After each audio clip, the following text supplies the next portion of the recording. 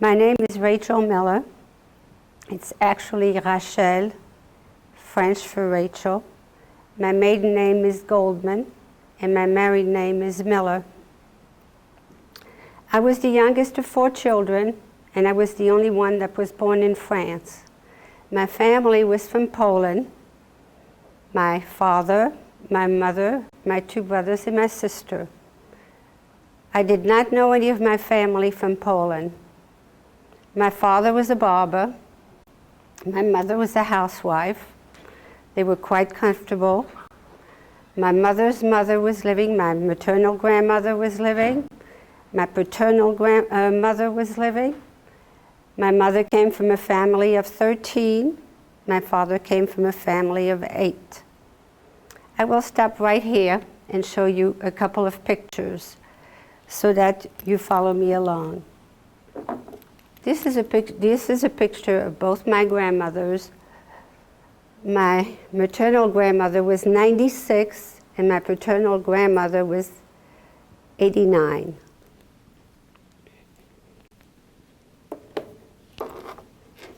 This is a picture of my mother with one of her brothers, who incidentally lived in France, and I'll tell you a little bit about it a little bit further. This is a picture of my mother and my father when they were engaged.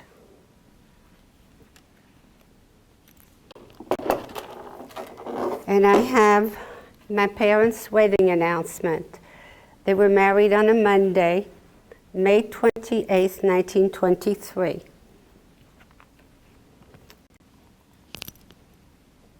This is my pictures of my mother with my 2 brothers, my brother Adolphe or Avron, my brother Henri or Hersch, and my sister Sabine or Sheva.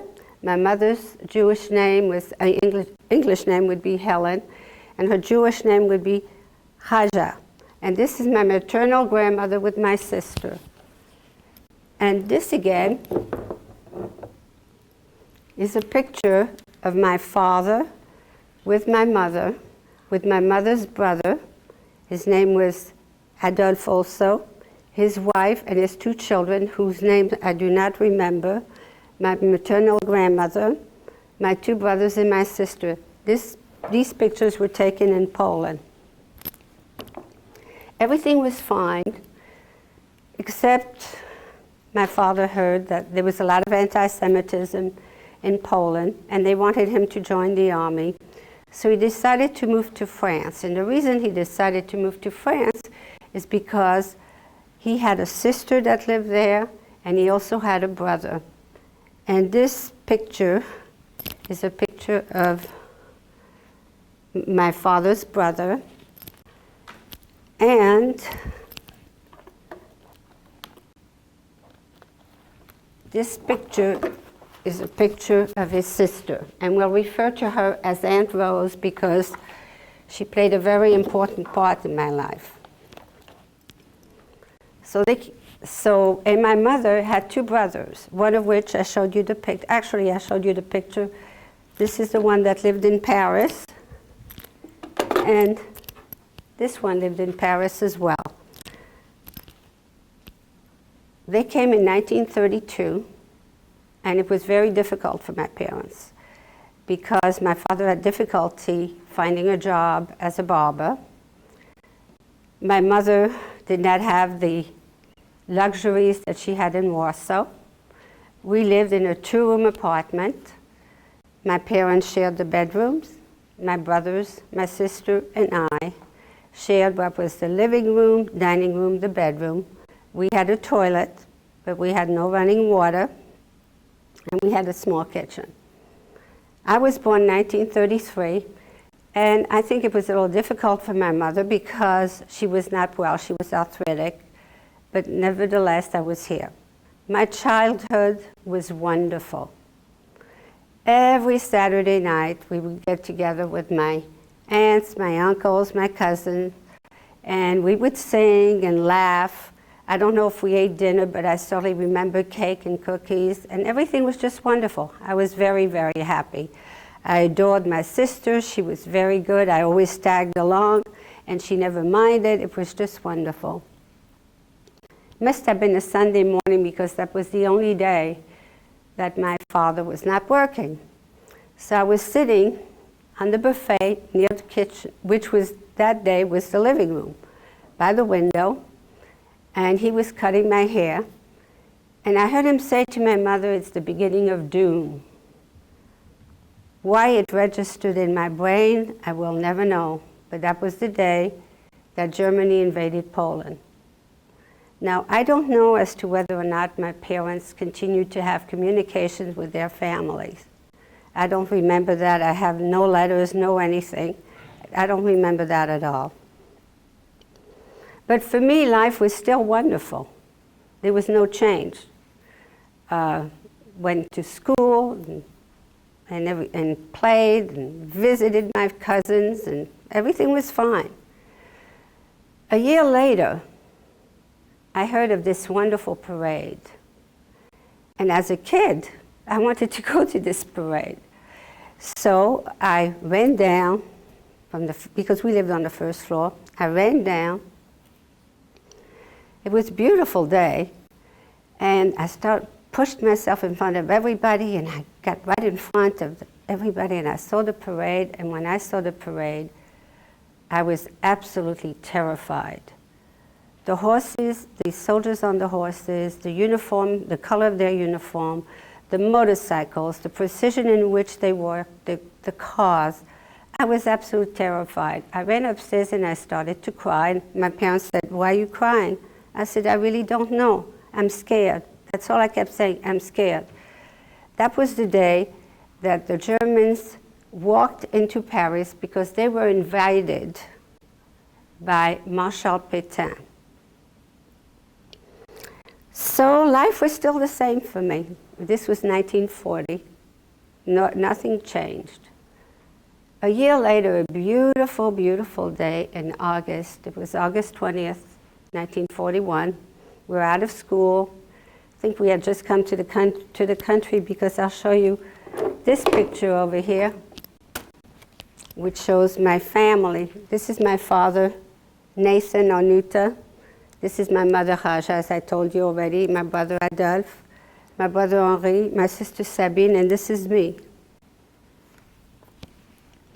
And just as a little side note, this is another picture of my mother and my sister Sabine and I.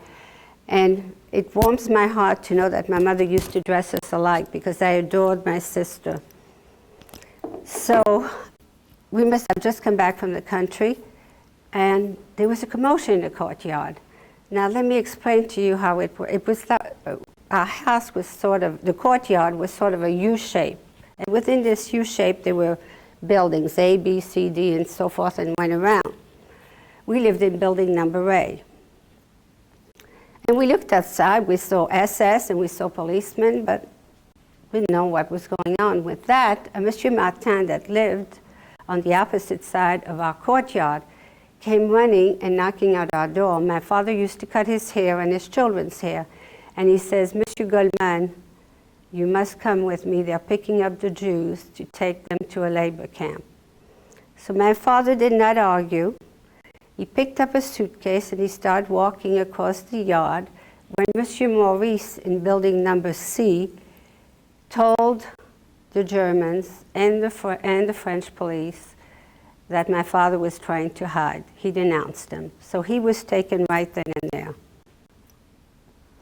On that day, his brother Léon was also taken.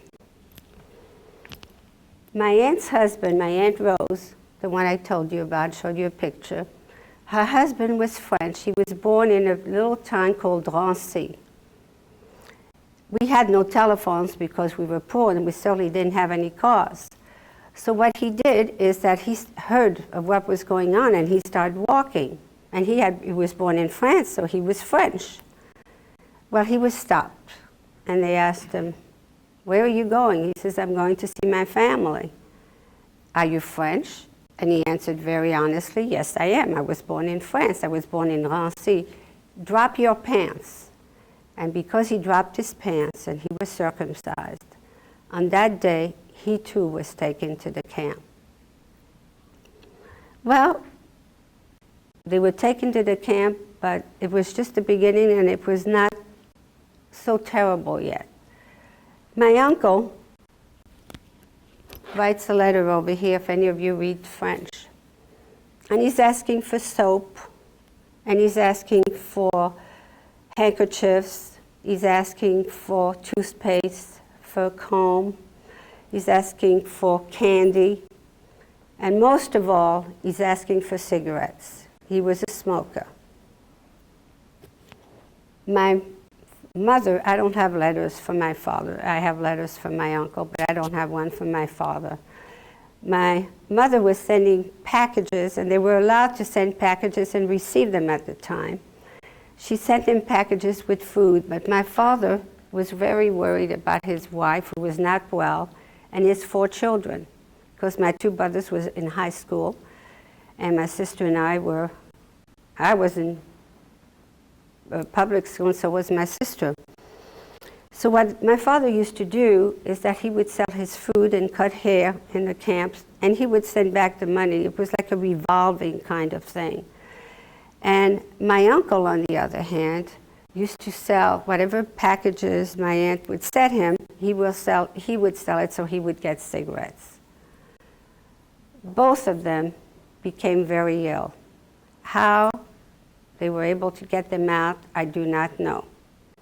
But they were taken out, they were able to bribe them and get the guards out, bribe the guards. And I don't know exactly which month it was that they were taken out of Drancy. And they were taken to a hospital called Tonneau, which is on the right bank of Paris. It was a Catholic hospital. Both had emergency surgery, and both did extremely well because they both had a will to live and they wanted to go home to their families. However, every single day there were different decrees.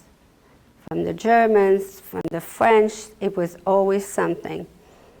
This decree came out that only the French Jews can stay in that hospital at l'Hôpital Tonneau, and all the other ones had to go to l'Hôpital Rothschild or Rothschild as you would know it. The reason I say the French Jews is the French government, Marshal Pétain, to some degree, did protect the French Jews. My uncle actually was taken by mistake. We were allowed to go see my father. We were allowed 3 visitations a week, an hour or an hour and a half, I don't remember exactly. My sister and I got there on the 28th of December. Oh, let me tell you before that. He was taken in an open wagon, and I don't know whether he develops hepatitis or yellow jaundice, but he was very sick. And again, he fought because he wanted to come home to his wife and his children. So my sister and I went to see him on the 28th of December, 1941. We were so happy, we were laughing because my father's coming home New Year's Day. And everything would be fine again. We would have our Saturdays and everything, I would be happy and everything would be wonderful. We came home and told my mother how happy we were. And she went to see him on December 30th, 1941. It was a Tuesday. He told her that at 10 o'clock in the morning, he had been injected with something. And from that moment on, he felt extremely ill. He died in her arms at 2 o'clock, Tuesday, December 30th, 1941. Now remember about my uncle that was at the French hospital, the Catholic hospital. He told his wife that at 10 o'clock in the morning, he had been injected with something, and he became very ill. And he died in her arms, Tuesday, December 30th, at 2 o'clock in the afternoon, 1941. We couldn't find out how my aunt knew that her brother had died, and my aunt couldn't figure out how my mother knew that her brother-in-law had died. It was very, very confusing. It took us a long time to find out that both of them had died. I found out about some 25 to 30 years ago, they had been injected with gas. They were experimented upon. They are buried in Paris in a cemetery called Bagneux. My uncle and my father are buried together. Life was never the same. Nothing was the same. I forgot to tell you something when my father picked up. You tell your history and sometimes you forget some things, and I have to tell you. The day that my father was taken, my mother hid my two brothers under the bed. And the reason I told you we had no running water is because my mother had to go up to the second floor to get water. And we used to have a bath once a week, and this huge bathtub. So my mother hid my two brothers under the bed, and when the inspector came up and looked under the bed, I am sure he must have seen them because they were tall. However, he decided not to see them on that day. So my brothers were not taken on August 20th when my father was taken. So we were left going back to my family. Now it was my mother. My two brothers worked and had to go to school. My mother couldn't work, she was sick. And my sister and I. My house was very sad.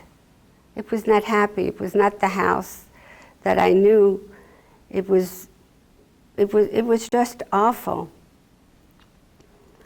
So one day, school was coming to an end, and this day my mother said to me, Rachel, I'm going to send you to the country. Well, I have to tell you, I was thrilled because I wanted to get away from the house. I wanted to be happy again. It was so sad. But most of all, what made me even happier is my sister Sabine was going to go with me. I just adored her. And my friend Cecile.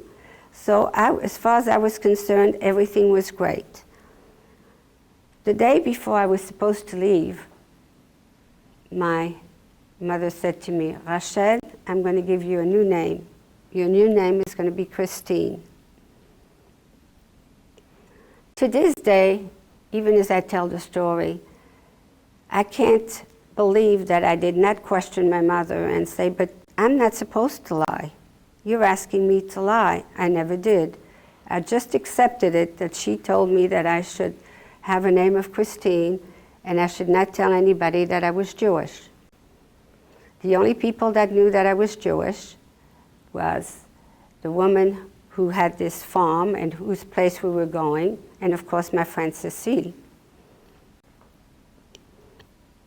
I left on July the 13th, and the reason Cecile and I left on July the 13th, the reason Sabine didn't come along is because her birthday was July the 15th, and my aunt promised her a handbag. She was going to be 15, and she did not want to leave Paris. My aunt would not give it to her unless she was in Paris to receive it. So Sabine was supposed to join me on July the 18th.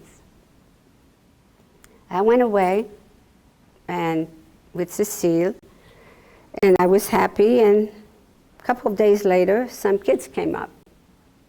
And they started to talk about this terrible, terrible raid that they were, not terrible raid, this raid that they were going to have in Paris. They're going to pick up the Jews. And I went to bed, covered my head, and I started to cry. And I guess I must have fallen asleep. On July the 18th, I went to the bus to get Sabine. When I got to the bus, Cecile's mother, Madame Thiel, got off the bus. And I said, where is Sabine? She said, oh, she went shopping. I said, shopping? She's supposed to come here and join me. And I started to ask all kinds of questions, and Madame Thiel says to me, you're getting very belligerent. I'm going to tell your mother you're being disrespectful, so forth and so on. And lastly, I said, where is my doll? She says, what doll? I said, Sabine was supposed to bring my doll, but she didn't bring my doll with her. So with that, we started walking towards the farm. And when we got to the farm, Madame Thiel went in and spoke to the woman whose name I do not remember, and I wish I did because God rest her soul, she was a very good lady. And what seemed like hours were probably seconds, minutes. I ran in and I said, if you don't tell me what happened to my family, I'm going to run away to Paris to find out. And I found out on that day, that July the 16th, my mother, my older brother, my brother Adolphe, my older brother, my brother Henri, and my sister Sabine had been taken away. I'm going to stop here and take a sip of water. Please excuse me. If you have any questions, incidentally, you can ask me, you can stop me and ask the question as I'm speaking. Do me a favor and give me your name so I can address you.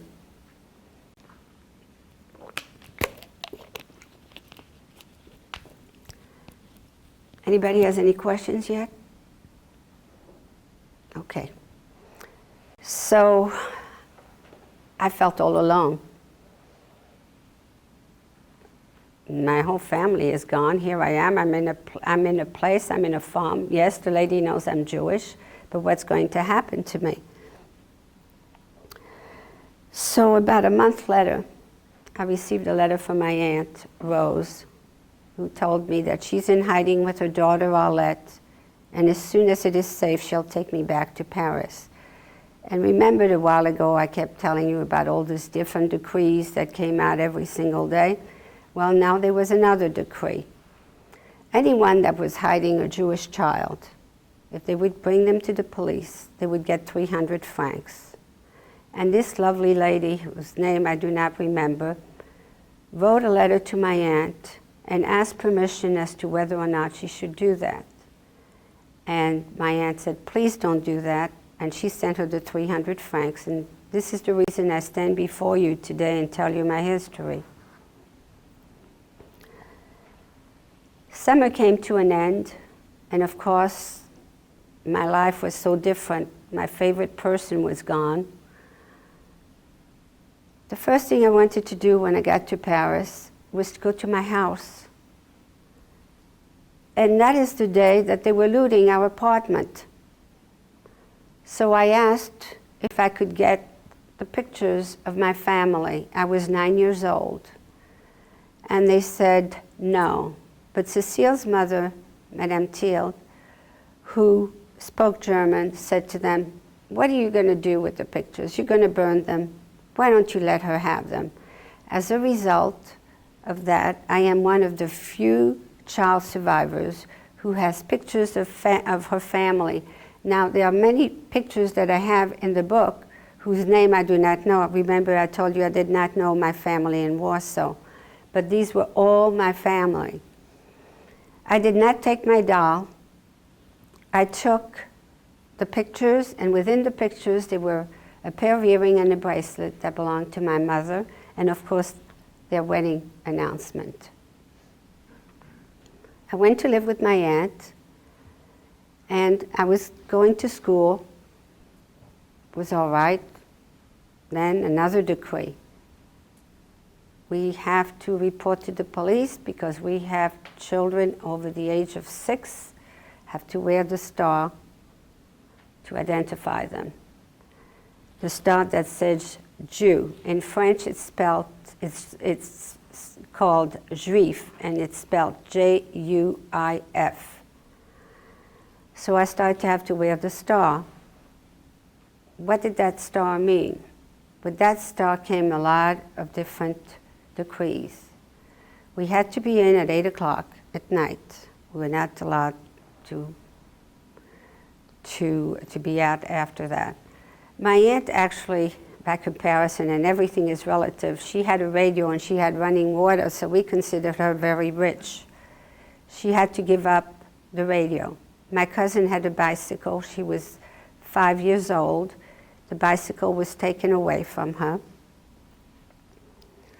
We were rationing. My aunt could work certain times, sometimes she couldn't. It was always at whims. And sometimes I was allowed to go to school, and sometimes I was not allowed to go to school. One day we got a knock at the door. And it was, before I tell you about that, let me just give you an idea of what they went through when they picked up these 12,000 Jews on July the 16th, 1941. You are all familiar with Savage Center, are you not? You know how many bathrooms there are there for women and for men. Imagine being in that place for 5 solid days without food, without water, without air conditioning because it was totally non-existent, and this was the summertime. How terrible it must have been. So one day we got a knock at the door, and it was a young man in civilian clothes who told us he was German. And when my aunt heard that, she became petrified. He said he was bringing us a letter for my sister. In the letter, you know when you write on paper and you're teary-eyed or you spill something, you know how it gets smudged? That's what the letter was all about. It was smudges all over it. In this letter, she writes the way they shaved my mother's beautiful black wavy hair and shaved my brother Adolphe's beautiful blonde hair and my brother Henri, who had straight hair, and her own hair was blonde and shaved her hair too. They were giving uniforms. They had clogs. They were hungry. They had dysentery. They had lice. They couldn't sleep. They couldn't do anything. This German soldier fell in love with Sabine, even though she was 15 years old and wanted to marry her. He brought out 3 letters. My aunt did a terrible thing.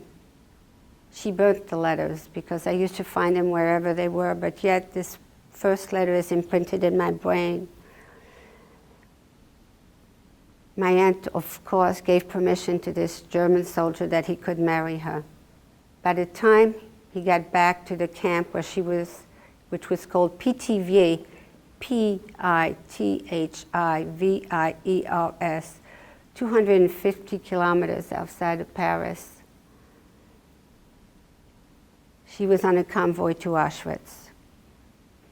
That was the last time I heard about that I heard of my sister. We went to visit my Aunt Rose's in-laws, who were also at l'Hôpital Rothschild. And this was the day that the Germans were taking them out of the hospital. Now, these were people that were in their 70s and 80s, very, very ill. All they had to do was pull the plug and they would have died with dignity. But no, they had to dehumanize them. What they did is they took them in an open wagon and stacked them one on top of the other like dirty laundry. It was a terrible thing for me to see, and for my cousin, who was even younger than I. But that's what they did. I'm sure wherever they took them, that half of them must have died in that wagon. There was no way that they could live. My aunt was getting very nervous because there were raids all the time. She used to have a dream, however, that was something. During the war, we would be standing on line, and whenever it came to us, her husband, who was dead, would put out his arm and said, "This is enough for today." She only had that dream only during the war, and we would find out that our neighbors were taken away. So my aunt put us into a convent. Arlette and I was in a convent for 1.5 years. My name was now Christine again. I wasn't wearing the star. The Mother Superior knew that I was Jewish and that Arlette was Jewish. I don't remember much about the convent other than spiral staircase and green apples, and of course saying my prayers 3-4 times a day. We were taken out. My aunt took us back to the house. And again, there was a problem. So we went and we hid in the cellar for 5 days. I am terrified of rodents to this day. I was terrified of the dark until I was 40 years old. I was terrified of dogs until I was 50. I peed in bed until I was 13 and a half. I used to go to sleep with cotton in my ears. My identity kept changing. When I was a Christian, I was Christine. When I was Jewish, I was Rachel. I was staying at my aunt's house, and it was winter time, and it was very cold because we didn't have proper heating. So we used to sleep in the kitchen table, Arlette and I. My aunt slept on the chair. And the doctor said she became very ill. She had pleurisy, and she was our guardian. So she sent me shopping for food. And the only time we were allowed to shop, were between the hours of 3 and 4. I'm going to take some more water again, excuse me. If you have any questions, please ask me.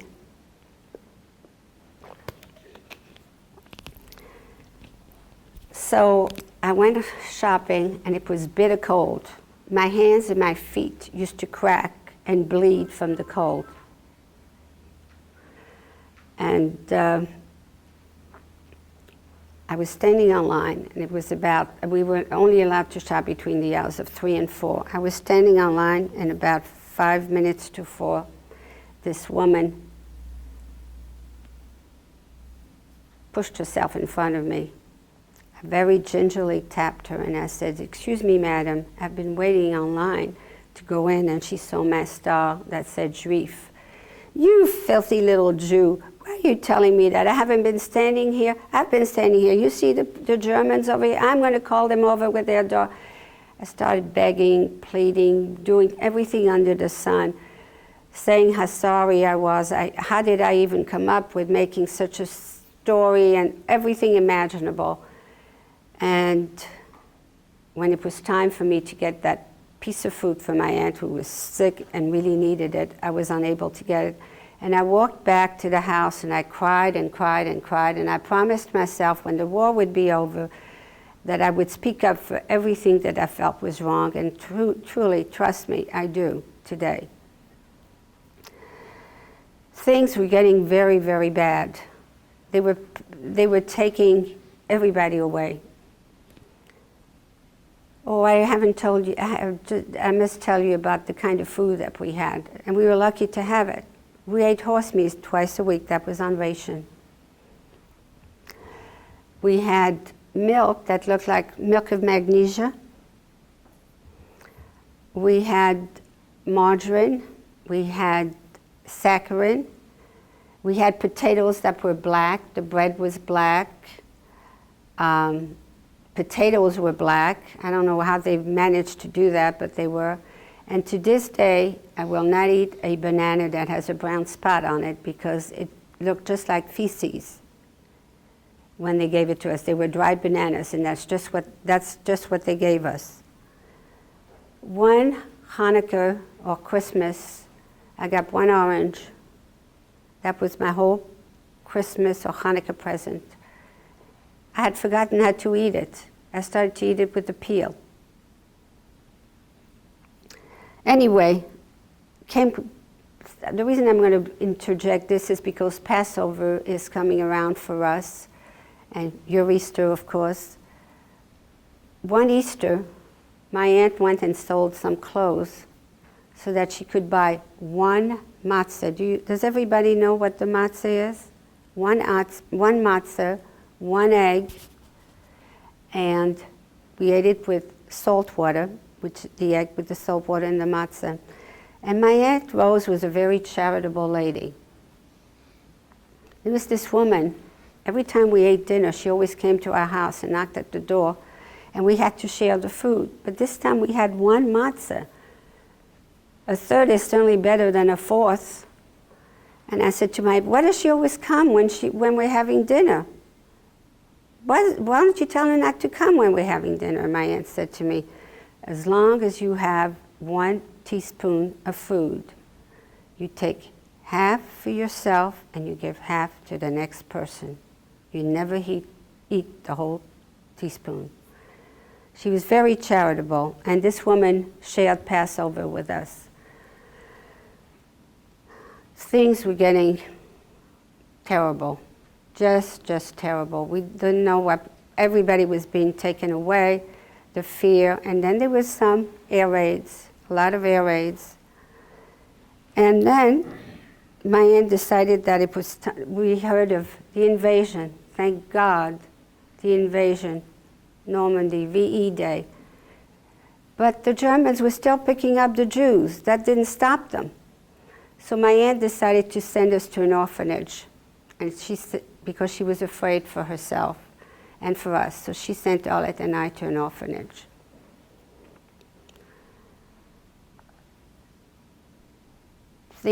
Finally, the war was over, and we started hearing about the atrocities. Who could believe the things that they showing and telling about? It was a nightmare. We started looking for our family. I knew my mother was sick. She probably couldn't come back, but certainly my brothers, my sister, they were young, they were strong, they were healthy. They would come back. But they never did. It was terrible when we kept going to see those lists. In the family, my whole family, including my aunts, my uncles, cousins, I lost 93 people. My father's brother's wife and 3 daughters survived as well. This is my Aunt Balbina. This is my uncle's wife, my father's brother. This is his older daughter, Hélène. This is their middle daughter, Fernande and Lily. Hélène is my hero. She was in the underground. And she made me feel very good because she told me that my brothers were on the underground as soon as the Germans came in. And that made me feel good that they just didn't sit and do nothing. She was taken with 17 false identification cards and 17 guns. She's got 2 holes in between her breasts, compliments of the SS, but she never spoke. So she is my hero, and I visit her every time I go to Paris. I have information here. The Germans, when they orchestrated the extermination of the Jews, were so precise, so intelligent. Each convoy that left in the cattle car told the history of how many people were in that cattle car. If there were 700 people, we'll just take that as a number. 200 would have been from the age of 40 to 60. 50 would be women, 150 would be men. They would go down from 20 to 40, and they would go down from then to 10 and then and below. By the time they arrived at their concentration camp, they knew, not them, not the people, but the Germans, the SS, knew who was going to live and who was going to die. Because when they came off the cattle, they knew by looking at the people who was going to the right side and who was going to the left side to the gas chamber. I highlighted part of my family. I'll just read this one because I know you're on a time schedule.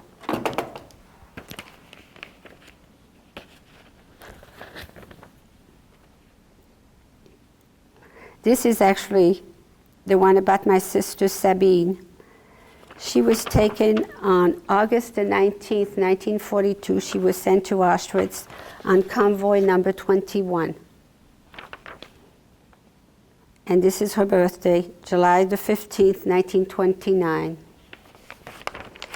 And it tells me about my brothers, my mother, and I also remembered my mother's 2 brothers, so I tried to research and I have that information about them. When they arrived in the camps, and this I got from the International Red Cross, April the 2nd, 2001, this tells me what happened to my brothers, because I don't have the information on my mother and my sister. But some of you will be going into the medical field. And some of this terminology that I will read to you will be language that you will use as doctors or nurses. This is about my brother Abraham, Adolphe, born April 20th, 1924, from Warsaw. And it names my mother's name and my father's name, Goldman Rabinovich. My address, which was 275 Faubourg Saint-Antoine, Paris 11e. He left from Camp Pithiviers, which I mentioned before. He arrived to concentration camp Auschwitz on 31st July 1942. Died there on the 17th of October 1942 at 9:30 p.m. Cause of death, enteritis with bodily weakness. And if any of you are familiar with the sciences, as I mentioned before, or you will go, you become physicians, you will remember those words, because those will be words that you will use at some time to diagnose the death of a patient that might die. This is about my brother Henri Hirsch. His birthday, the 29th of August, 1926, from Warsaw, also from Nuta Goldman and Raja Rabinovich, 275 Faubourg Saint-Antoine, Paris 11e, from Camp Pithiviers to concentration camp on the 30th, 31st July 1942, died there on the 5th of January 1943 at 4:25 p.m. Cause of death, myocardial weakness. They still had time to do this at the very beginning of the war. But as 1943, 1944 happened, they couldn't do that anymore, because they had so many hundreds of thousands and millions of people dying that they didn't have the time to go through the medical books. But this is the information from the International Red Cross. And this brings me up to my story. And I will take questions now. I hope I get some questions. What is your name? Brendan. Hi, Brendan. Did you spend that whole time with your friend in your aunt's house, or did she go somewhere else? I did spend the time with my aunt and my cousin when I was not in hiding, when she did not put us in hiding, yes. Any other questions? Yes, what's your name? Adam. Hi, Adam. Was it hard getting used to be called Christine? Yes, it was. Yes, it was. It was scary because it was a lie. It was very scary, yes. Yes, sir. William, Hi, William. what year did you come over to the United States? I came to the United States December 11th, 1946. Any other questions? Yes? Michelle. Hi, Michelle. Do you have more than one set of clothes? I'm sorry, I could not hear you. I have trouble hearing. Did you have one more set of clothes? Like, did you have more than one? Set of clothes, is that what you're asking me? I didn't have very much, no. As a matter of fact, the coat when I came over to America was made out of an army blanket. It was dyed out of an army blanket. So, no, I didn't have a lot of clothes. You didn't have a lot of clothes. That really was actually quite insignificant at the time. Yes? When you came, my name is Mary. Hi, Mary. When you came over to the United States, who brought you? I was brought here by an American soldier to be adopted. He found me in the orphanage. And you were adopted? No, I was not. You were left in an orphanage? I was not left in the orphanage. I came to America. He found me in the orphanage and brought me to America, but no, he did not adopt me. That's another part of my life. Any other questions? Yes. I think you had your hand up first. Liz. I'm sorry? I'm Liz. Liz? Yeah. Hi. Are those your grandkids? Yes, those are my grandchildren. Yes. My name is Megan. Hi, Megan. How old were you when you came over to America? When I came over to America, I was 13 and a half. Any other questions? Yes. Brendan? Who brought you up in America? 5 different foster homes brought me up in America.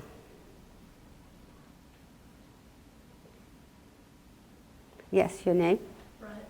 Hi, Brett. Did they make you wear anything else when they gave you the yellow star?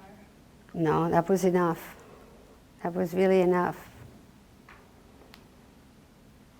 Anything else? I'm waiting for someone to ask me a question. Yes? How did you land in St. Louis? How did you end up in St. Louis? I actually came to America. When I came to America, I was in New York, lived in New York till 1961.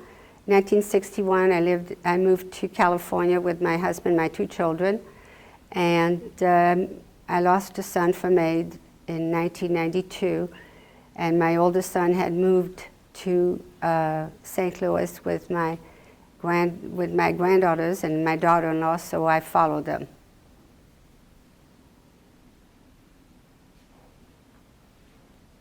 Does anybody, yes? What part of California? I used to live in Los Angeles. Yes, Mary? Do you know where your brothers are buried? No, they are buried in Auschwitz. They were cremated. Yes. My name is Kayla. Hi, Carol. Did you marry your husband in America? Yes, I did. Had a wonderful family. Yes, your name? Tyler, Hi, Tyler. have you made any trips back to Auschwitz or any other things? Well, actually I did, and I sometimes put this on because last year, 2005, I did the March of the Living, and I believe that someone spoke to you. Did you not speak to the young people about the march? Oh. When the war was coming to the end,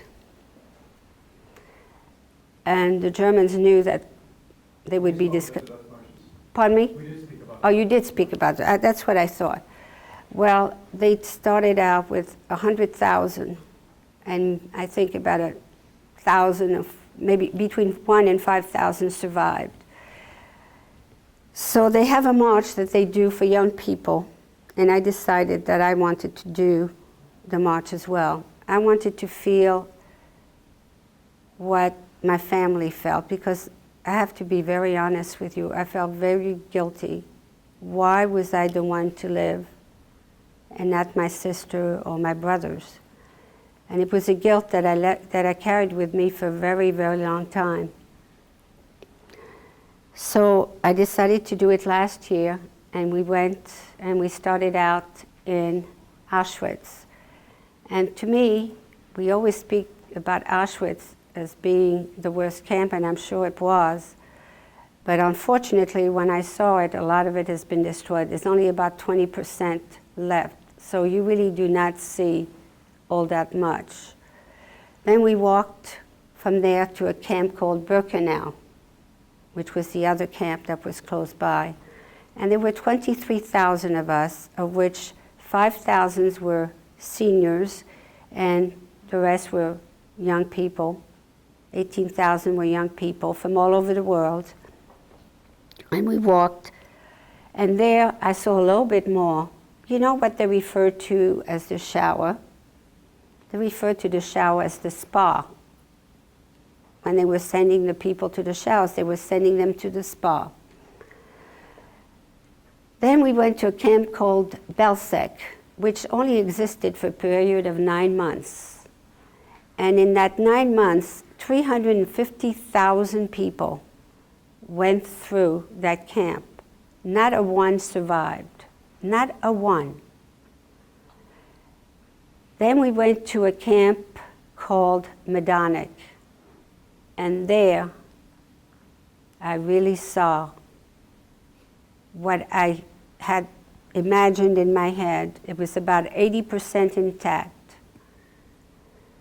And it was May, and it was very, very cold. I was wearing a sweater. I was wearing a coat. I was wearing a raincoat. I had a hat. I had a scarf. I had gloves. I had jeans on. I was freezing, and I could just imagine what my family went through. I'll just tell you one incident. This is the crematoriums. The back of the room, there is a bathtub in the back of the room. And the commandant of that camp used to bathe himself with the heat from the crematorium. That was his sauna. Can you imagine someone like that going to home at night to his wife and his children as if nothing would ever happen? They have there an accumulation of ashes. We went in a 3-by-3 room. There was a radiator, and one young person said, "Oh, look, they have a radiator." It was a torture chamber. You could see the blood on the walls. We went into the showers and saw the blood on the walls, the nails, the scratching and everything.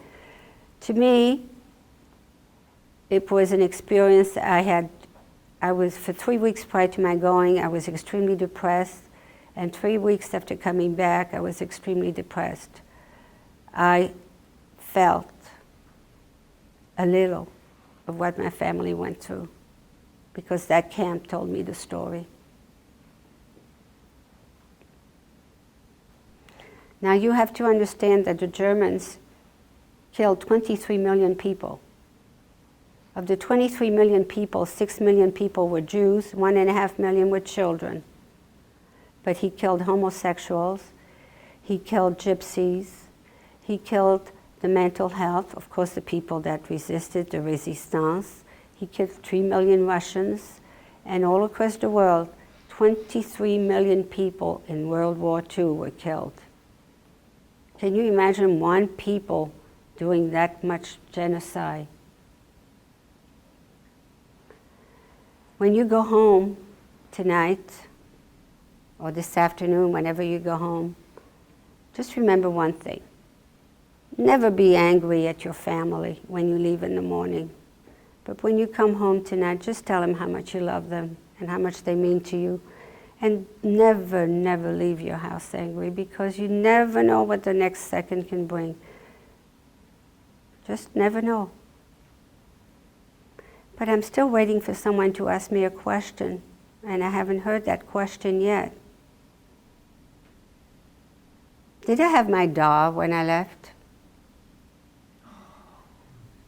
What is it, Brendan? Did I have my doll when I left? When you left for My house. no, Who was supposed to bring my doll? your sister. My sister, that's right. Well, this is not the doll that I had, because remember I told you we were very, very, very poor. When my son died in 1992, he worked for Warner Brothers. I just want to tell you a little bit of his caliber. He was a graduate of Princeton and a graduate of Yale. He was an attorney. The paralegals wanted to do a quilt for them, which they did, incidentally, and Warner Brothers has okayed the characters. There's a picture of Silver the cat, Tweety the bird, and so forth and so on. Anyway, they invited us to come, and one of the friends over there, who has since become a friend of mine, Suzanne, said, "I'm going to write a play about Mark," because he used to have a thing about ties, and everybody teased him about his ties. And we started talking, and then she realized that I had an accent and started asking me questions and so forth and so on. So I told her my history, and she says, "You know what? I'm going to write a play about you and Mark." So about 5 or 6 years ago, she and I went to Europe, went to France, and we retraced my childhood. went to my house where I lived. I went to, there was a cellar, and when I'd come home from school, my mother would give me bread and butter and chocolate. I didn't like the bread and butter, but I did like the chocolate. So there was a hole in the cellar, and I used to throw the bread and butter.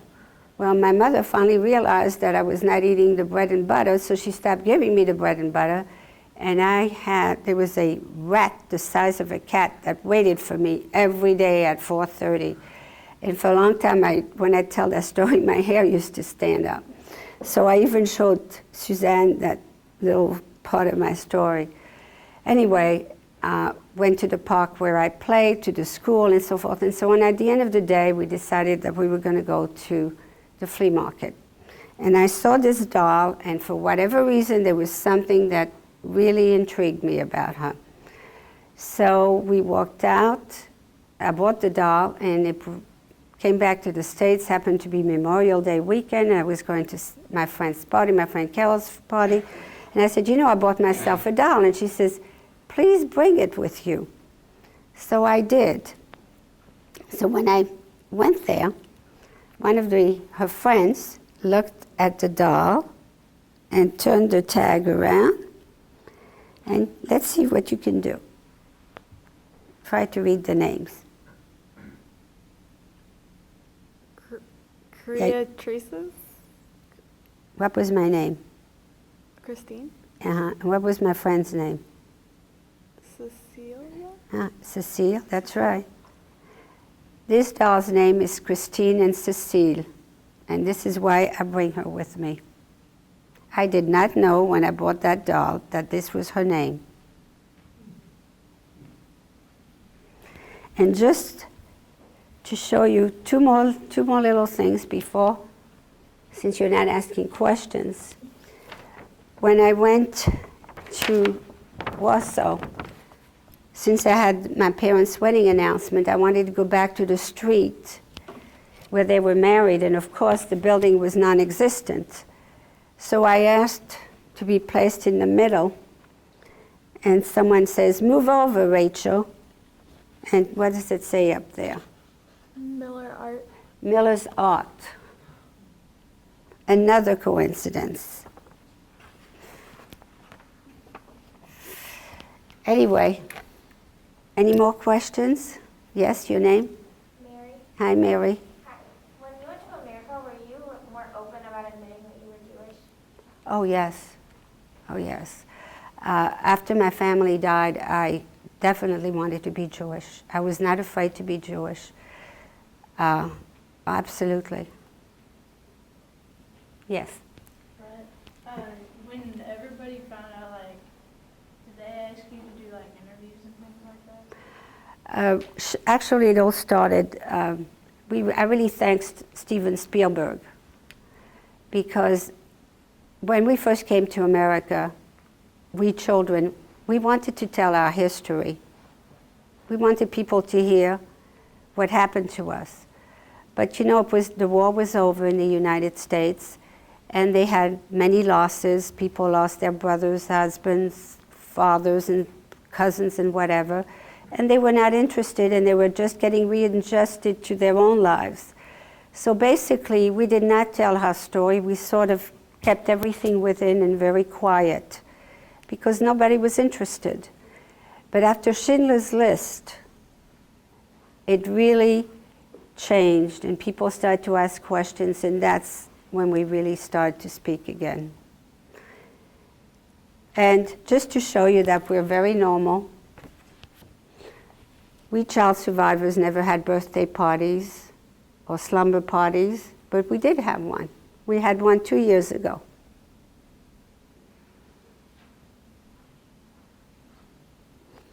So we are trying to recapture some of the things that we did not have. Yes? My name's Connor. Hi, Cod. What were the conditions like for you when you first came to America, like the living conditions? Actually, I ate everything I ate double of. Whatever they gave me, I wanted 2 portions, because I was always afraid that there would not be another time to eat. Yes, Mary. What happened to your aunt? My aunt came to the United States in 1950 with my cousin. There was another question, Brandon? Forgot. You forgot? Okay. Well, I want to thank you for listening to my history. And the most important thing, you're going to get people that are going to tell you that the Holocaust never existed. I hope that one of you, or many of you, if you could, remember that you did meet a Holocaust survivor, that it was not a figment of someone's imagination, but there was a Holocaust.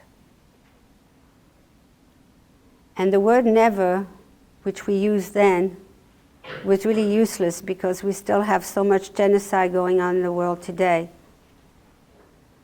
So we have to try and do everything in our power to stop the genocide and do our best. But looking at you as a bunch of young people, it makes me feel good because I know that you will do a better job than we have done. And I thank you.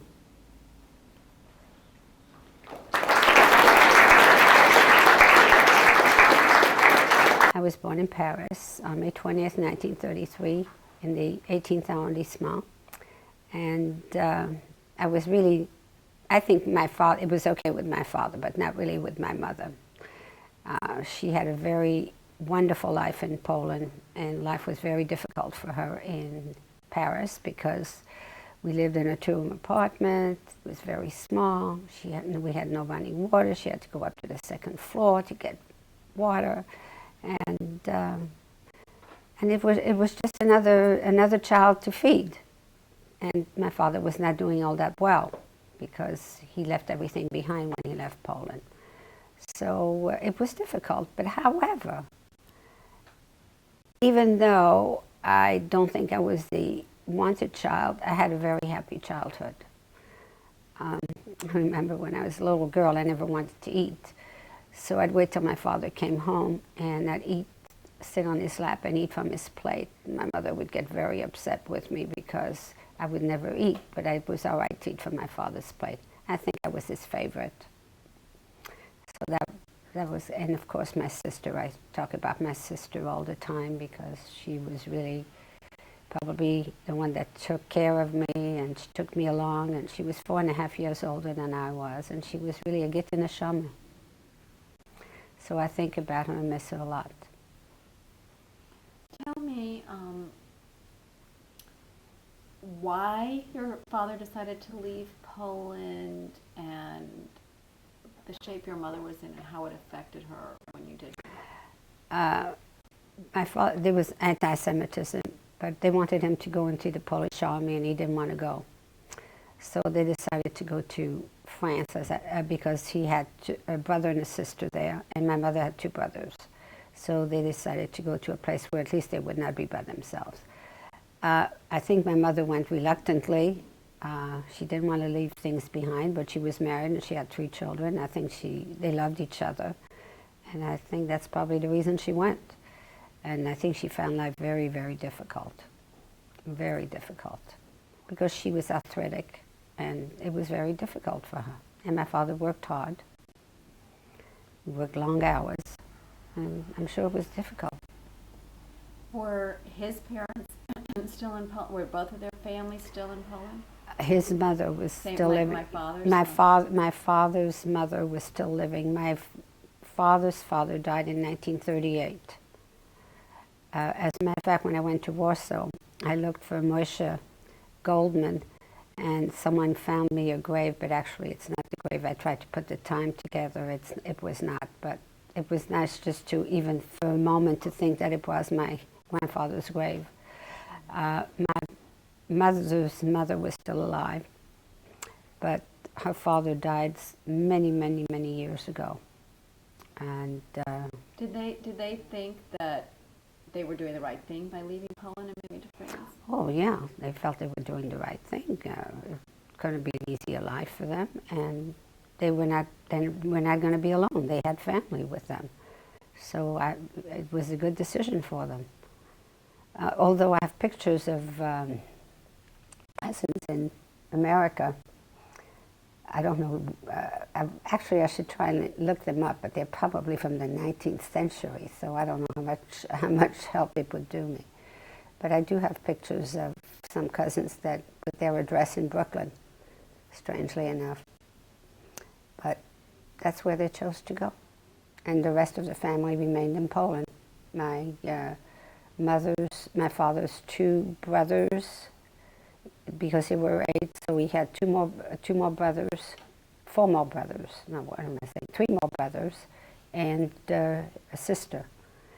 And as far as my mother, I know there were 13 children, but I don't know how many brothers and sisters she had. Okay. Put your hand down. Tell me about growing up. You said you had a wonderful childhood, so tell me about that. Oh, it was terrific. Growing up was terrific. Yeah, it was. Saturday nights we'd get together. My mother had a beautiful voice, by the way. She sang. My older brother, Adolph, had a beautiful voice, and he sang. And actually, as a little girl, I had a lovely voice, too. So we would sing all the time. We would get together with the families and friends. It was a very social life. We had no telephones or cars, but however, we always managed to be in touch with one another and to see each other and to be together. It was really very, very wonderful. We walked all over, walked for miles. Sunday, we would go to the park, play. My father bought me a little boat, and have the boat, what do you call it, on the water, running on the water, and I used to jump rope with my sister and my friend Cecile. I had a very happy childhood. I didn't know I was poor. I never knew I was poor. I mean, we were, but as far as I was concerned, I was very rich. I had everything. I had love, my family. We were close. We were very, very close, so it was good. So when did things start to change for you? Well, things started to change really when my father was taken away, when he was picked up and taken to Drancy. And that's when things started to change, because the families didn't get together anymore. My Aunt Rose, her husband was in the camp as well, and my Uncle Leon, my father's brother, was in the camp too. And things were different. For just a very, very short time, it seems that things would be right again when my father was in the hospital, and we thought he was coming home on January the 1st, 1942. So for just those few days, it seemed like everything would be back to normal, for me anyway. But of course it wasn't, because he died on the 30th of December 1941. And so did my uncle. And life was never the same after that.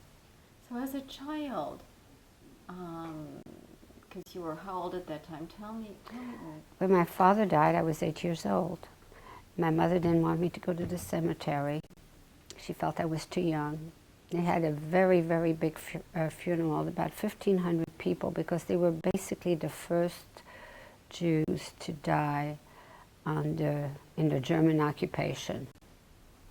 So people that didn't even know them came to the funeral, but I was not allowed to go. And things then became very, very sad. It was very difficult on my mother. I don't think she had much money. I think it was difficult on my brothers because they had to work and go to school.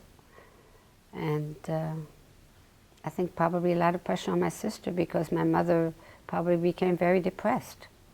I assume that. It was not pleasant. It was not pleasant. What about the Jewish community? What was happening with everyone else around you? The Jewish community, my parents were socialists, so we were not religious. We did observe all the holidays, but we did not go to temple or anything like that. The only Jewish community I had really was my family. I should take that back. The Forwards, the Jewish newspaper, the Forwards, actually are the ones that buried my father and my uncle. It was their gravesite that they had, and that's where they buried my father and my uncle. But we were not really involved in the community, in the Jewish community. So did you feel, was this about anti-Semitism that this had happened to your uncle and your father? Was it what was happening in the rest of the world? Oh, yes, it was happening. It happened to us, but it was happening to also many, many Jews, particularly the Romanians, the Hungarians, the Poles naturally. Right, so you knew this, but how did you feel? I mean, did you feel like it was closing in on you? I guess what I'm trying to say is, because obviously your mother came to the decision to, give you, to send you to the farm. So did you feel that happening around you? No, not at that time. I did not. I mean, I realized that other people were taken away and they were sent to the camp. And of course, my father died, and I loved my father, so I missed him. But no, I realized that I was not alone. I mean, it's not as if I felt that I was the only one that this happened to. I had also many friends whose parents had been taken away. So it was not necessarily not the community, but my inner circle of family and friends. I was not the only one. So I knew what had happened. This is why when my mother sent me away to the farm, and when those kids came up and started talking about picking up the Jews, I already knew what had happened because I had seen it with my own eyes when they took my father. So it just brought back to me a tremendous fear. Do you think your mother sent you away because she did love you and wanted to save you? Tell me. Well, this is very interesting because I always felt that my mother didn't love me. And the truth of the matter, she did. And it took me a long time to understand that after much therapy. I think she tried to save me because I was the youngest and it was the easiest. And she tried to save Sabine too. But my Aunt Rose had promised her the handbag, and because of that stupid handbag, she never made it. But I think, yes, she tried to save us, and she did love me. I did not believe that for a long time, but I do know that she did love me. So tell me about being sent away. Well, being sent away after they were taken away, I felt, why did she send me away? At the time, I didn't know that my mother sent me away because she suspected that something was happening and she was trying to save my life. Why did she send me away when they were all taken away? I should have been with them. And I was angry at her for having sent me away. I was very angry at her for having sent me away. And particularly when my sister did not come. So I was the only one. And I felt,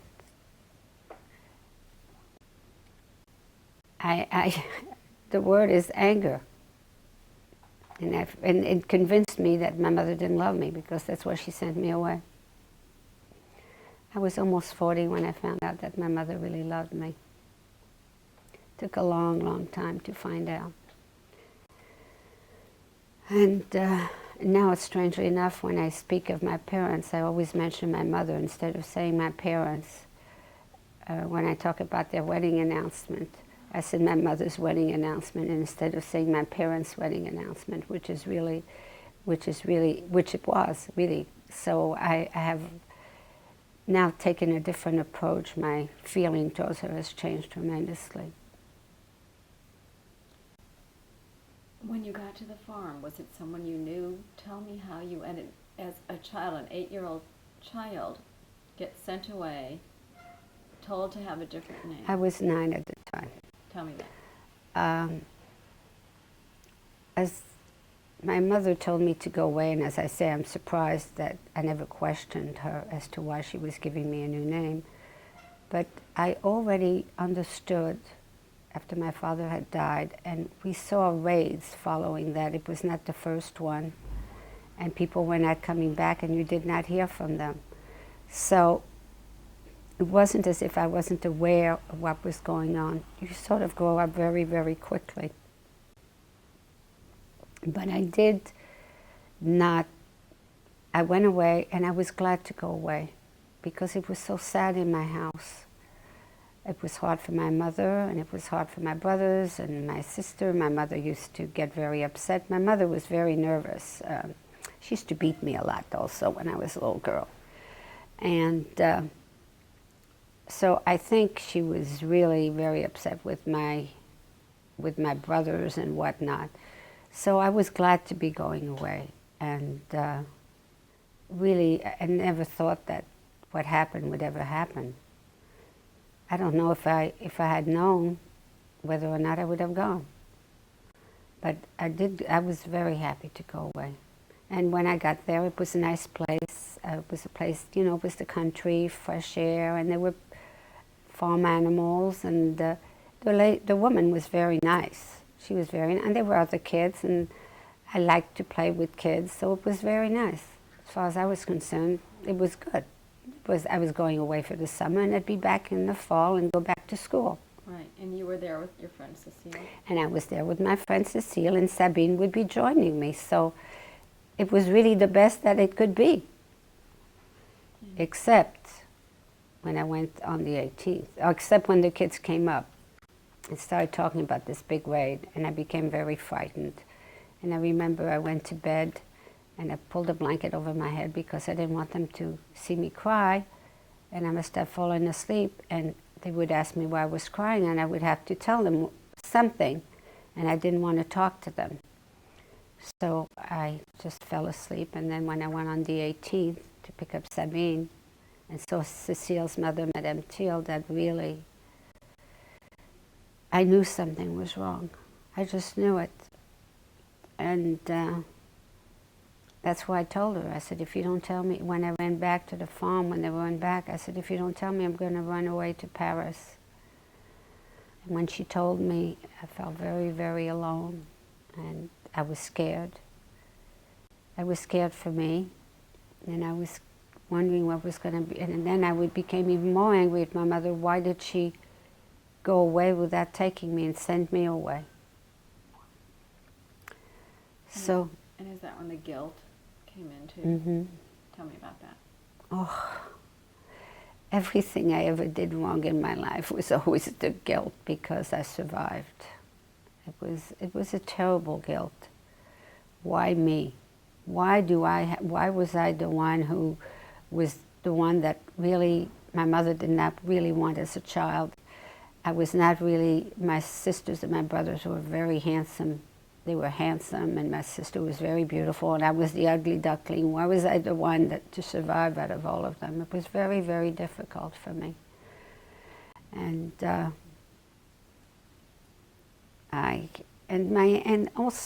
while my aunt was wonderful and she took care of me, she beat me like you would not believe. I mean, I was her scapegoat.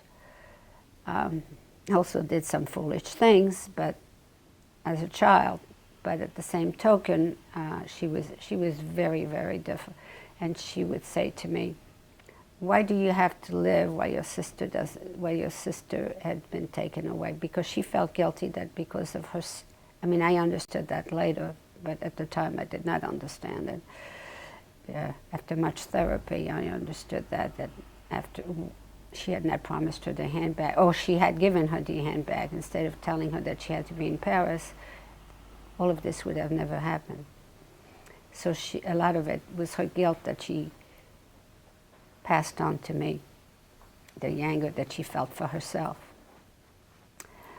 So my life with my aunt was not easy. It was not an easy life. I did do a couple of silly things. I had a little boyfriend who was not Jewish, and he wanted to take me to the movies.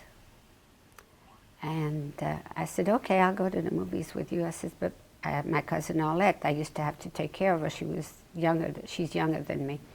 So I said, I have to take Arlette. He says, well, I don't have enough money for a movie for her. He says, but I have enough money to buy her a lollipop. So he and I went to the movies, and we left Arlette outside with the lollipop, and there was an air raid. So what I did is, because we were not allowed to go to the movies, what I did is I took my coat off and turned the light, put showed the lining. Now, if I had been stopped, I could jeopardize not only my life, but my aunt and my cousins. When my aunt, that was a beating I deserved. I really have to say I deserved that beating. But she was harsh on me, my aunt. I had a love-hate relationship with my aunt. When I got married, I remember there was a picture of my mother. The soldier had some pictures made of my mother, my father, and my sister. They were incidentally done by a German prisoner of war. And the frames were orange crates, and the canvas was potato sack. And she came to visit me when we were in Los Angeles, and she looked at me and she says, "You're vain just like your mother." I mean, this was the kind of thing she would say to me. When I got married, she said to me, "What do you have to dance when you lost your whole family? Why do you have to dance at your wedding?" I mean, she was a very unhappy woman. And so it was a love-hate relationship with her.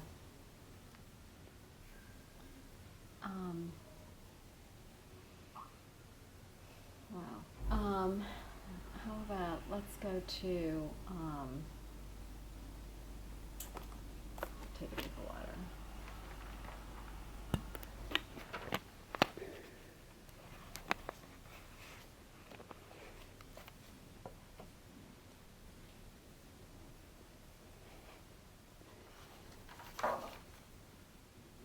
By the way, when we went to convent, the reason my aunt took us out, and I don't say it in front of the kids because I feel that it's, they wanted to baptize us. And my aunt would not allow them to baptize us, so the Mother Superior threw us out. I don't say that, but that was the reason. And I came home, we both, Alec and I, we had lies like you would not believe. So that's why we didn't stay in the convent. Because the Mother Superior said to my aunt, "How could you not, you don't want to save your daughter, your niece and your daughter, then get them out of here, we don't want them here." There are not millions, but there are thousands of children that don't know that they're Jewish, that have grown up as Catholic because they were too young, and they have nobody that came back for them. Okay, well that's where I want to start up again. So, did you go from the farm, when you left the farm, start there and tell me. When I left the farm, I came back by bus to Paris. My aunt met me and I wanted to go to my house. And that was the day they were looting. And I'm amazed, at 9 years old, I wanted the pictures of my family. It's like I had some kind of intuition that I would never see them or something. I don't know. And they would not let me go up, but Madame Thiel spoke German. And they said, okay. So I went upstairs and I got the pictures of my family. And within the pictures, it was my parents' wedding announcement. And there was a bracelet and a pair of earrings that my mother had. And my aunt, there was like a little window, it was a high window. She threw over what we would call the duvet today, the comforters, and she made me 2 pillows out of them. And then I went to live with my aunt. And when I lived with my aunt, soon after we had to stop wearing the star, the surgery. For a little bit it was okay, and then it started, and it was just awful. I mean, there were times I couldn't go to school. We had so many curfews. They took away her radio, Arlette's bicycle. We had to eat, like I said, we ate horse meat, and we were happy to eat it. We were very happy to have all those things. I mean, we'd go away from the table. We were like dogs, actually. Almost every single crumb that was left on the table went into our mouth because we had so little. And there was nothing left on the table. You almost didn't have to wipe the table because there was nothing left on it. But we were lucky because at least we had that. There were many people that didn't. And after that, the things were getting really bad. My aunt was really nervous. That's when she put us into the convent. But I don't remember anything about the convent, which leads me to believe that it must have been absolutely terrible. I've thought of having hypnosis, but I don't know whether I want to go there. So I just really think about the green apples and the spiral staircase, and that's as much as I want to go. And when I tell my story, I really don't mention the fact that we were thrown out of the convent, because for the Catholic children, I think it would make them very uncomfortable, and that's not really what I want to do. I want them to remember my history, not the fact that I was thrown out of a convent. Okay. And then what did you do after that? We went back to my aunt. I kept changing identity. I was either Rachel or I was Christine. So I went back to my aunt's. And then it was winter time, and she got very sick. And she used to, and when I went to school, in spite of the fact I didn't go all the time, I was an excellent student. But if I wasn't within the five tops, you used to get it's called a tableau d'honneur. It was an honor certificate. And usually I was within the first or second student, but sometimes if I went to the fifth, my aunt would get very upset. But I also had to, while she was working and when she was allowed to work, I was taking care of Arlette. And I would have to help clean the house and do this. And Arlette was younger than me, so she couldn't do anything.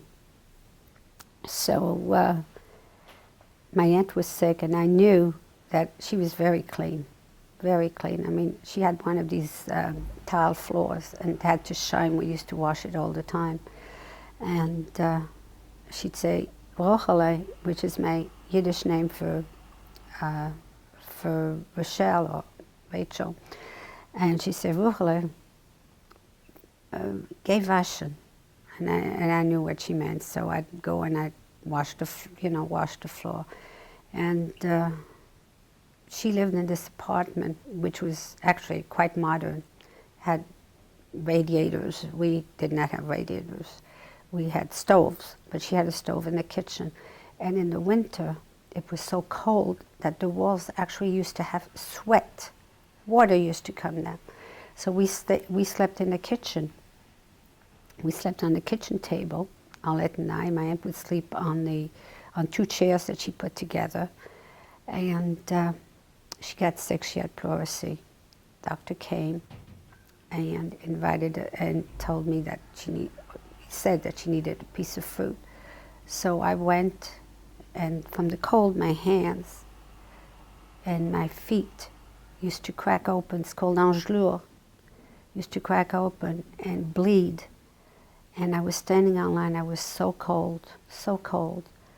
And this woman stood in front of me and cold. And when I tapped it very gingerly, I said to her, please excuse me, but I've been waiting online. It was 5 minutes to 4. And she says, I'm very, very sorry. And she started accusing me and calling me all kinds of dirty Jew. And how dare do you tell me that you've been here?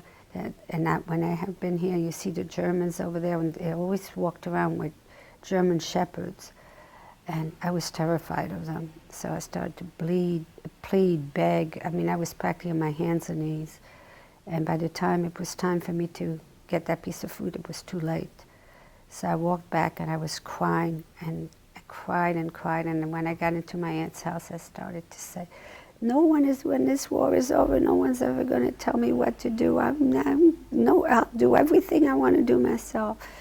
And I cried and cried. And strangely enough, my aunt had her sister-in-law, her husband's sister, who lived next door, whose husband was also Jewish, but he was working. He went through the whole war. Nobody knew he was Jewish. And they had stuff, food, but they wouldn't give anything to my aunt. Her own sister-in-law. Wouldn't they give her anything? And my aunt was very generous. The little that she had, she always shared. There was this woman that came to our house, and she always came when we ate. I guess she knew that my aunt would share with her. And she would do it. And I became angry one time, and I said, why does she always come because we don't have enough for ourselves? And my aunt says, as long as you have a teaspoon, half of it you eat and half of it you give away. You don't eat the whole thing and let somebody starve. So how did it end up, the end of the war? Where were you? How did you hear about it? And I'll wait till you put that down. Okay. The end of the war, my aunt was getting very, very nervous. After she took us out of the convent, she put us into another place, into another pension, where we became Christine again. Arlette's name was French, so she didn't have to change. But it didn't last very long. We were there only like 3 months. She took us out, and then she sent us to a place, an orphanage, by the forwards, by the way. It was called Le Chateau in Le Mans. And we were all children whose parents had been sent away and deported. This was after VE Day, but the war was still going on. But this is where she sent us, because at that point they had taken most of the Romanian Jews, Hungarians, so forth and so on, and it wasn't too long before they would be taking the French Jews. So this is where she sent us away. She was afraid for us, so she tried to save us that way by sending us there. And when VE Day came, she then came up to the orphanage, and she worked and helped in the kitchen. And what happened after that? Well, the war was over, and we were going to have a play, and it was going to be the 3rd of May, 1945. 1945. And they taught me to recite the Tabak Pushke by Sholem Aleichem in Yiddish. I was to do that. And there was a soldier that found his way somewhere near the chateau where we were, and he heard children talking, and he came in, and he started talking to the director, and the director told him that we were Jewish children and that our families had been deported, and they called me in and they asked me to recite. He was Jewish. They asked me to recite the Tabak Pushka for him, and I did.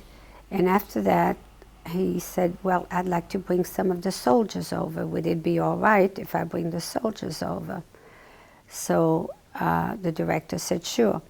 So all the soldiers, there were about 300 that came, and some nurses, army nurses, came, and they each, their prize for coming for the to the play, not just the play, it was a show that we were putting on, was chocolate bars, was soap, was a comb, was candy, was nuts, was food, they each bought something.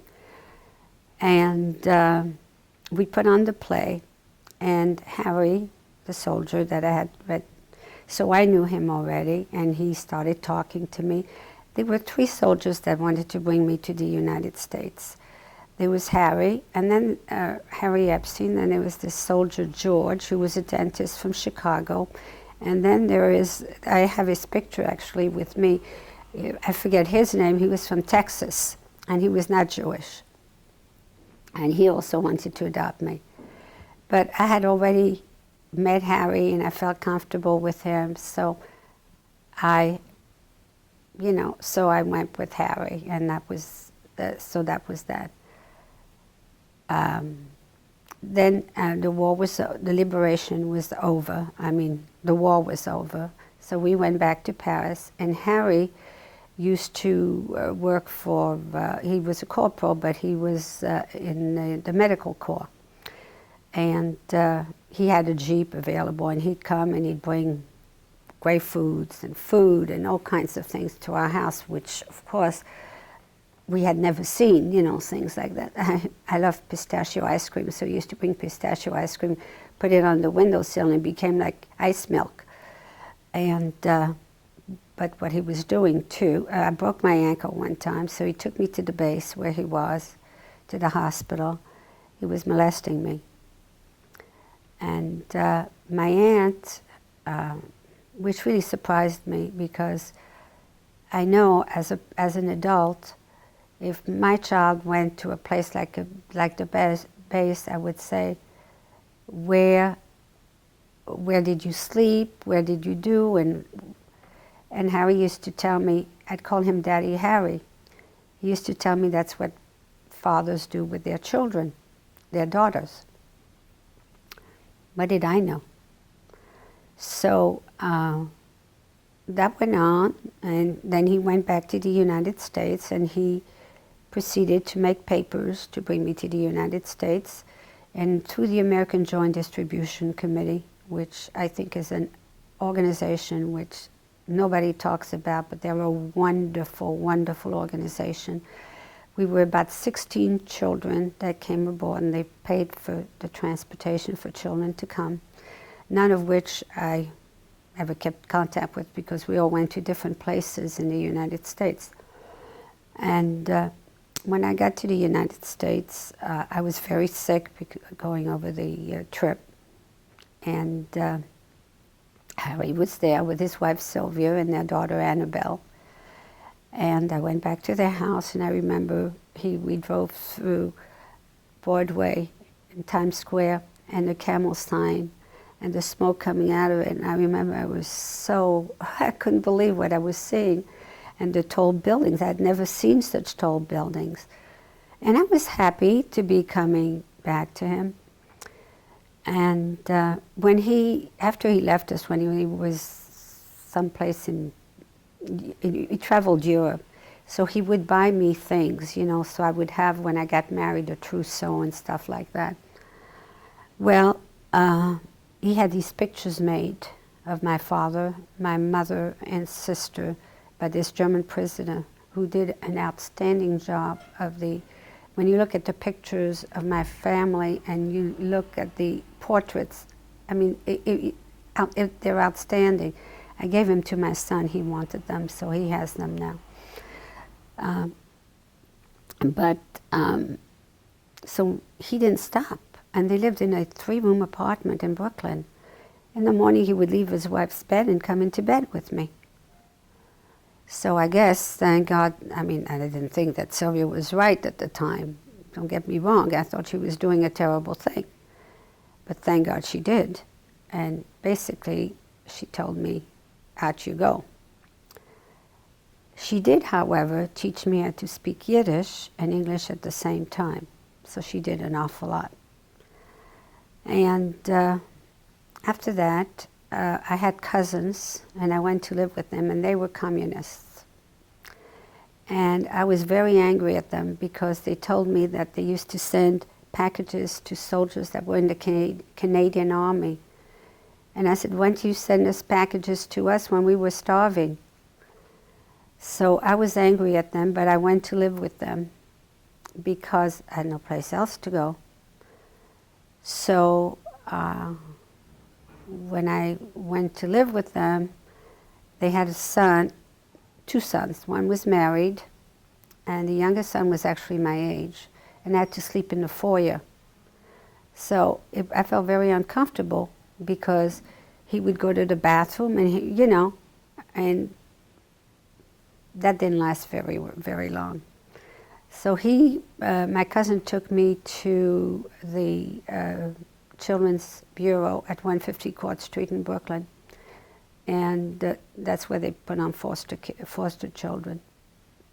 And when I had lived with Harry, there was a couple that thought I was wonderful, and they had a sister, and she had a sister, or a sister-in-law, I don't remember, who had no children, and she had a foster child by the name of Rochelle, whose parents had been had been institutionalized, and the father had remarried, and the mother was coming out of the institution, and they were taking Rochelle away from them, and they were dying to have a child. And probably, in retrospect, if it was today, it's probably the home where I should have stayed, because they were elderly, they were the most gentle people in the world. But I was very unhappy. I tried to commit suicide a couple of times. And I went to school, and I met this girl, Lila. You want to know the whole story? I tell you the whole story. I met this girl, Lila, and she said to me, we became very good friends. She says, "Why don't you come and live with me?" So I left Lila's house, Mrs. Millman, the Millmans. Those were the people that were sweet.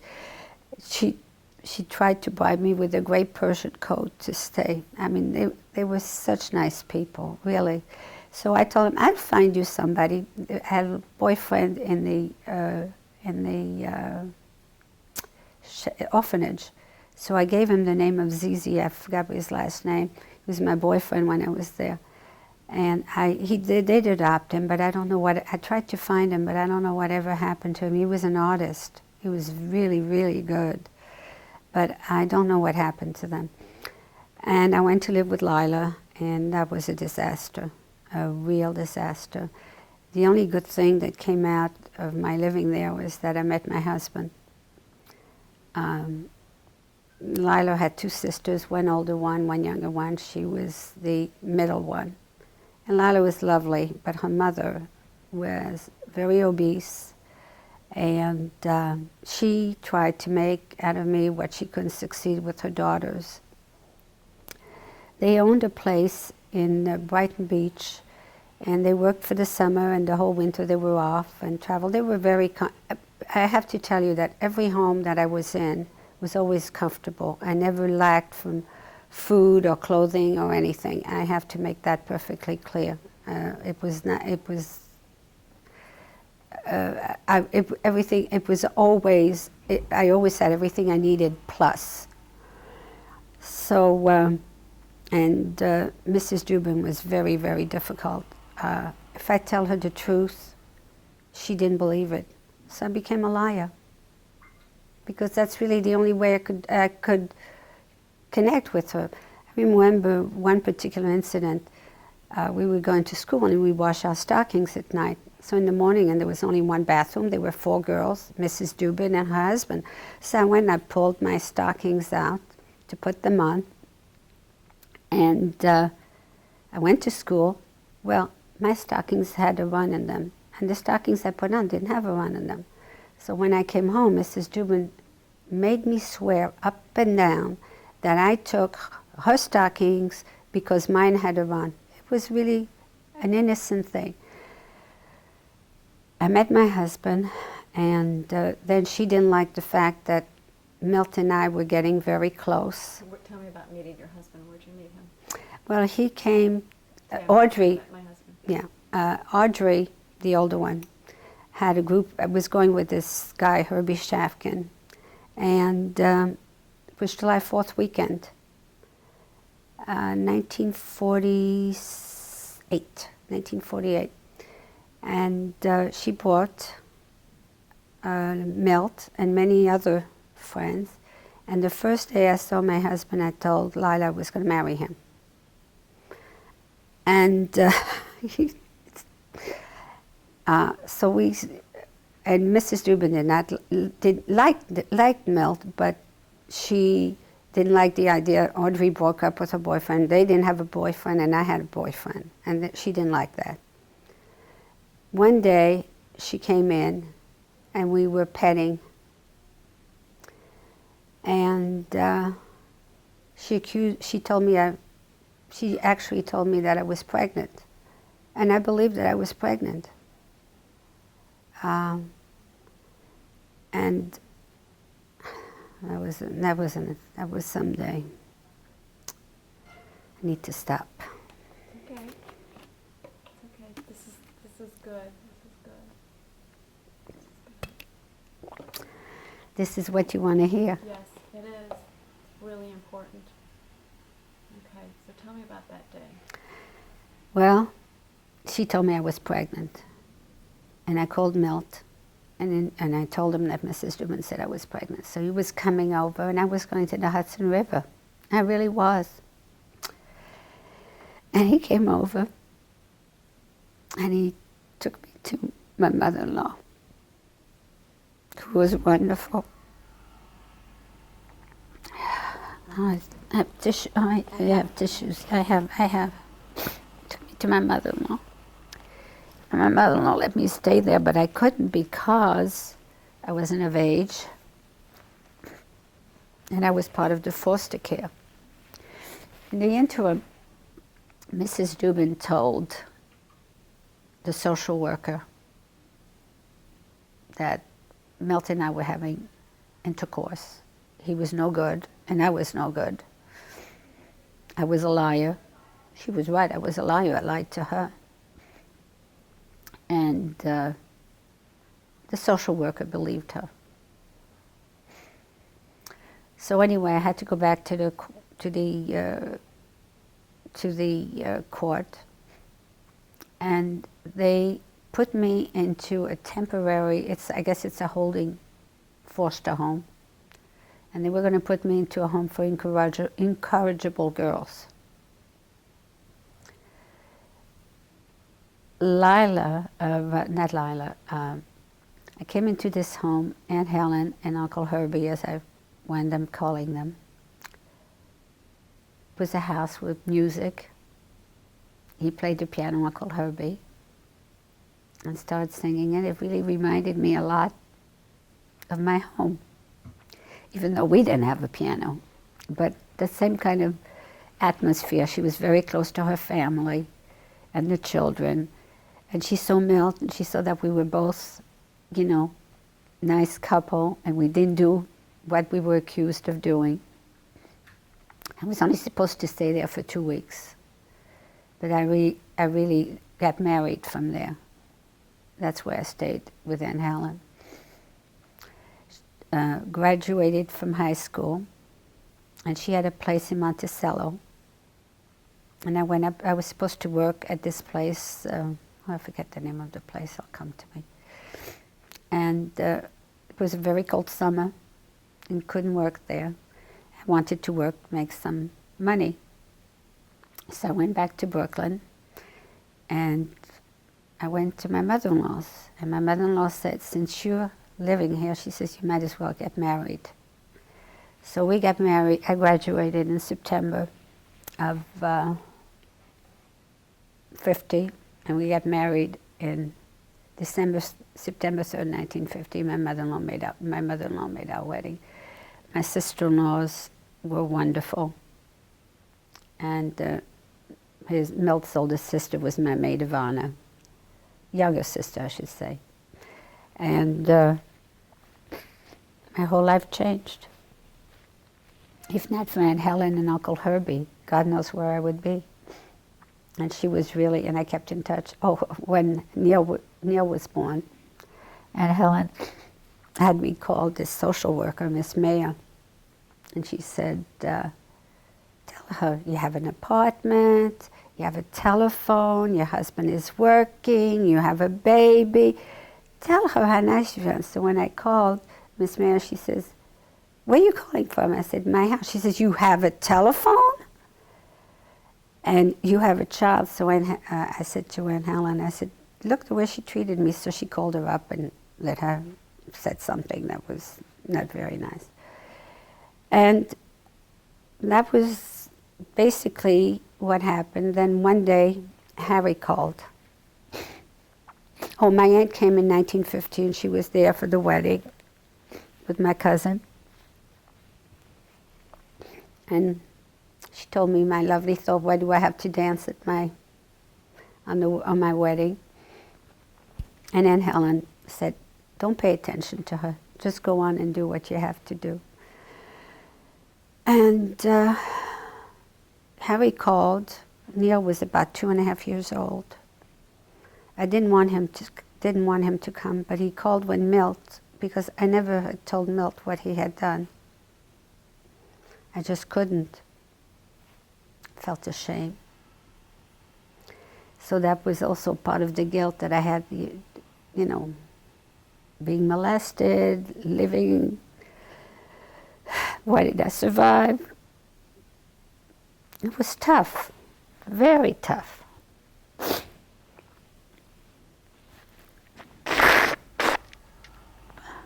At what point in your life, at what point did you really realize that you were going to be okay, that you'd found this man that you loved, and even though you'd lost so much, you were now married, you were young, you were, 17 when you got married? Mm-hmm. So tell me how you went from being that child who had everything taken away to now having your own life. It took me a while. It took me a while. Even though I loved Milt and we were married, I was very restless, very restless. I loved his family. His family was wonderful to me, and so was he. He bought me my graduation dress, my prom dress. He didn't have a lot of money, but he bought me my prom dress. He was very good. He was wonderful. But I still had this guilt, and I still had this shame that I carried with me. Every time something would happen which didn't seem right, I would suddenly feel guilty. And why am I living, I went to therapy when I was, and I kept telling Milt I was going to die at the age of 40. And why I kept 40? Because that's when my family was taken away. They were in their 40s. And time came on,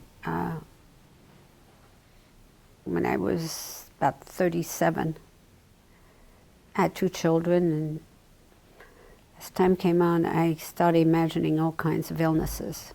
They were all psychosomatic, of course. And that's when I went to therapy. And when I went into therapy, that's when I realized really what I had, where I'd come from, and what I had accomplished. My son was in college and doing very well. My youngest son was doing very well, and my husband. And we had a nice life. So that's when I started to begin to understand myself. But it still took a long time.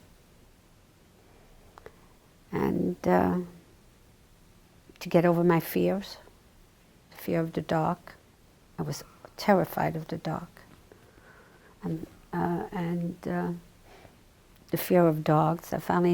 We finally got a dog, and I got over that. But there was still sometimes when I see certain dogs, I still get nervous. How do you think this affected your children, raising your children?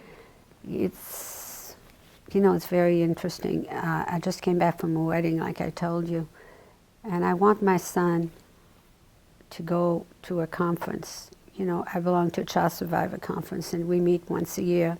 It's a World Federation. And I want him to come to Detroit. I've been asking him to come. And he always finds an excuse not to come.